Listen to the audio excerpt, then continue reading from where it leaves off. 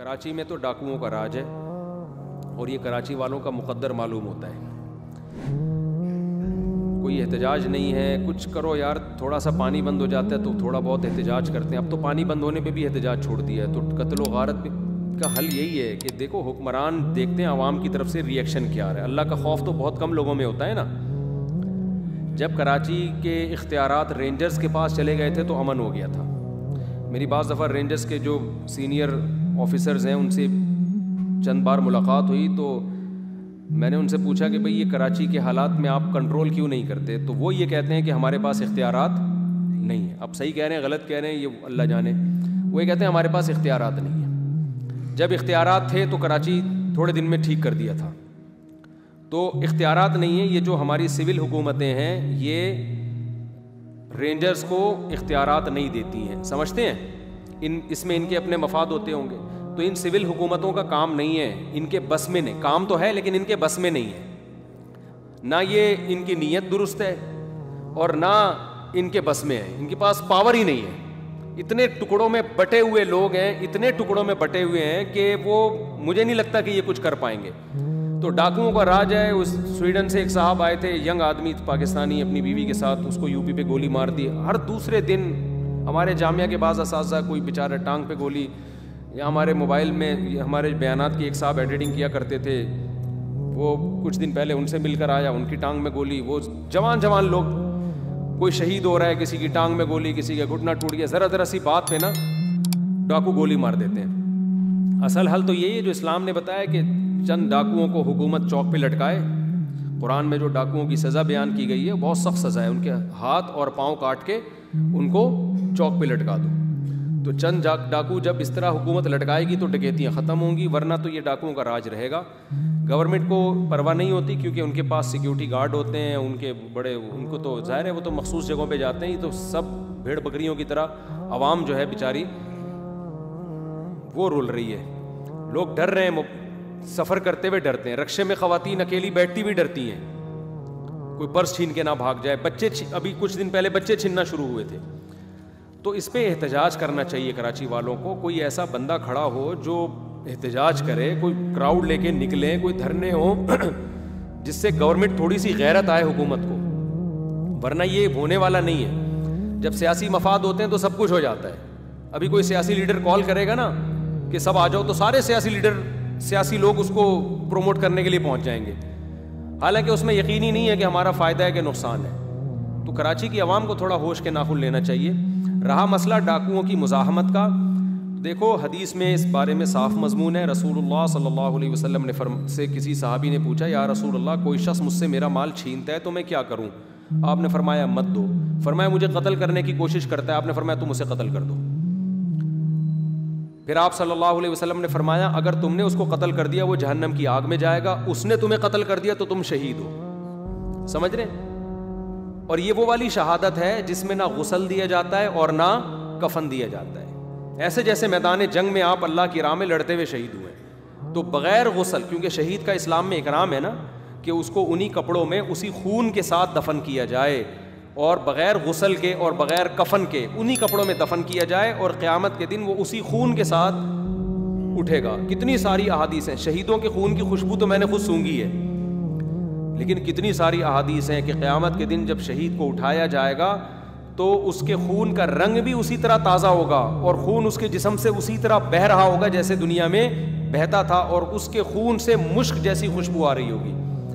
تو یہ جو ڈاکوؤں سے لڑتا ہوا شہید ہو جاتا ہے یہ خالص شہید ہے, ایسے جیسے میدان جنگ کا شہید ہے. تو اس لیے اس پہ یہ کہنا, اس کو بے وقوف کہنا کہ پاگل آدمی, بے وقوف آدمی, لڑا کیوں, موبائل پکڑا دیتا, تو یہ الفاظ غلط ہیں. سمجھ رہے ہو؟ پاگل وہ نہیں ہے, پاگل ہم لوگ ہیں. وہ تو کما گیا, اللہ نے اس کو شہادت کی, مرنا تو سب نے ہے یا نہیں ہے؟ ایک بزدلی کی موت ہے, بستر کی موت ہے, ایک ہے انسان لڑتے ہوئے مرے, تو یہ تو بہادری کی موت ہے نا. تو مرنا تو سب نے ہے, تو یہ بہت اچھی موت ہے. اللہ اس NED یونیورسٹی کا, وہ بیچارہ ابھی انجینئر بنا تھا, اللہ اس کی شہادت کو قبول کرے, اس کو جنت کے اعلیٰ درجات میں لے کر جائے. غیرت کی موت مرائے, عزت کی موت دنیا سے گیا ہے. تو تو ٹھیک ہے جو شہید ہو گیا وہ تو جنت انشاءاللہ اللہ کی رحمت سے امید ہے, لیکن پیچھے گھر والوں کو بڑی ٹینشن ہوتی ہے. اور دوسرا ان کمبخت ڈاکوؤں کو اس کوئی فرق بھی نہیں پڑتا.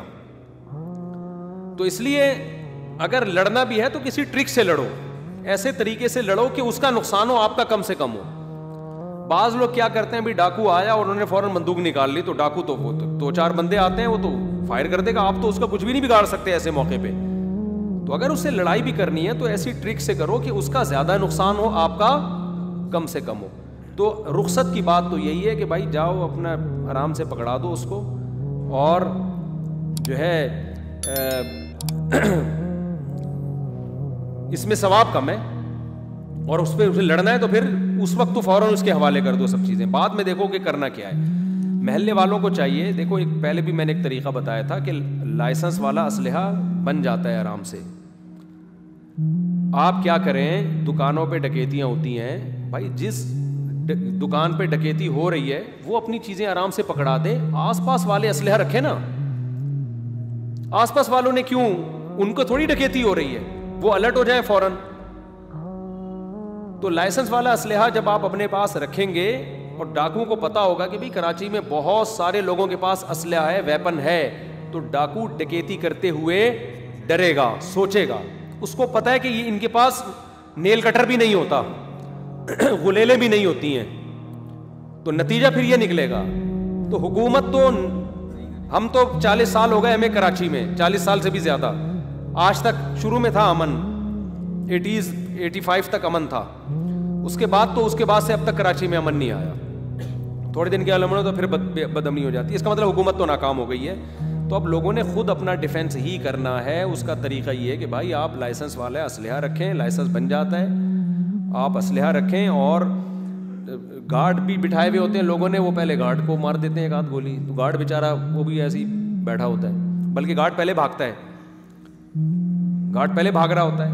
وہ کہتا ہے مجھے تنخواہ دیکھو گارڈوں کی کیا دے رہے ہوتے ہیں, گارڈ کو تنخواہ اتنی کم دیتے ہیں, گلیوں میں جو گارڈ رکھے ہوئے ہیں نا, وہ اس تنخواہ میں تمہارے لیے جان تھوڑی دے گا. حقیقت بتا رہا ہوں آپ کو میں, کیونکہ ہم لوگ کنجوس قوم ہیں جو بیکار چیزوں پہ دبا کے پیسہ خرچ کرتے ہیں, اپنی سیکیورٹی پر پیسہ بھی خرچ کرنے کے لیے تیار نہیں ہے. یا تو رینجرز کو مکمل اختیارات دے دیے جائیں, وہ یہ لوگ دیں گے نہیں, کیونکہ ان کے اپنے سیاسی اس میں مفاد پہ زد پڑتی ہے, تو کرنا پڑے گا, ورنہ آدھی آبادی کراچی کی ویسے ہی ختم ہو جائے گی جس طرح سے ڈاکو مار رہے ہیں. اللہ تعالیٰ ان ڈاکوؤں کو اللہ ہدایت دے, اور انہوں نے تو اپنی آخرت تباہ کر دی ہے. ایک انسانی جان کا قتل, قرآن کہتا ہے ہمیشہ جہنم کی آگ ہے, ہمیشہ. ایک جان کا قتل, ان ڈاکوؤں نے کیسے گھروں کو اجاڑا ہے. جب جوان موتیں گھروں میں آتی ہیں, ان کے گھروں میں جو کوہرام مچتا ہے, خدا کی قسم اس کوہرام کو دیکھ کے انسان کی حالت خراب ہوتی ہے. کچھ دن پہلے ایک ویڈیو آئی, ایک ڈاکو کو لوگوں نے پکڑ کے مارا تھا, اس کے منہ سے خون بہ رہا, دانتوں سے خون بہ رہا. مجھے اس ڈاکو پہ ترس آ رہا. لوگوں نے یہ کام صحیح کیا غلط کیا, میں اس بحث میں نہیں جاؤں گا ابھی. ہم تو لوگوں کو یہی کہتے ہیں قانون ہاتھ میں نہ لو, لیکن لوگوں نے مارا اس کو, اس کی ویڈیو وائرل ہوئی, اس کے منہ سے نا یہاں خون. مجھے بڑا ترس آیا یار, بڑی بے دردی سے مارا ہے. پھر ویڈیو کیمرے والے نے دوسرا بندہ دکھایا جس کو ڈاکو نے مارا ہے. ڈاکو نے جس کو مارا ہے نا, اس کے پتہ نہیں یہاں گولی لگی تھی جبڑے میں. اس کو دیکھ کے دل چاہ رہا تھا کہ اس کو کم مارا ہے کم وقت کو. سمجھ میں آ رہی ہے بات؟ اس کو دیکھ کے یار اس بے گناہ کے ساتھ تم نے کیا کیا ہے. تو ہمارے ہاں ڈاکوؤں پہ تو بہت ترس کھایا جا رہا ہے. ڈاکو جن کو مار رہے ہیں ان کا کوئی پوچھنے والا نہیں ہے. تو یہ بڑے بدبخت ہوتے ہیں یہ جو ڈکیتیاں کر رہے ہیں نا, ان کے سینے میں دل نہیں ہوتا. یہ چند ٹکوں کی خاطر گھروں کو اجاڑ دیتے ہیں. ایک جوان لڑکی بیوہ ہو گئی, چھوٹے چھوٹے بچے یتیم ہو گئے, ایک لوتا سہارا ماں باپ کا وہ برباد ہو گیا. تو کیا گزرتی ہے گھر والوں پہ, کیا قیامت گزرتی ہے. تو اس لیے بھائی اپنا دفاع خود ہی کرو, اسلحہ رکھو اپنے پاس, لائسنس بناؤ اس کا, اور تھوڑی بہت شوٹنگ ایریے میں جا کے اس کی ٹریننگ لو. میں نہیں کہتا کہ ڈاکوؤں کو آپ قتل کرنا شروع کر دیں, قانون ہاتھ میں لیں, میں یہ مشورہ نہیں دے رہا, لیکن کچھ تو ڈیفینس کے لیے آپ کے پاس ہونا. ڈاکوؤں کو پتہ تو ہو کہ بھائی یہاں کسی کی جیب میں سے کسی بھی وقت کچھ بھی نکل سکتا ہے.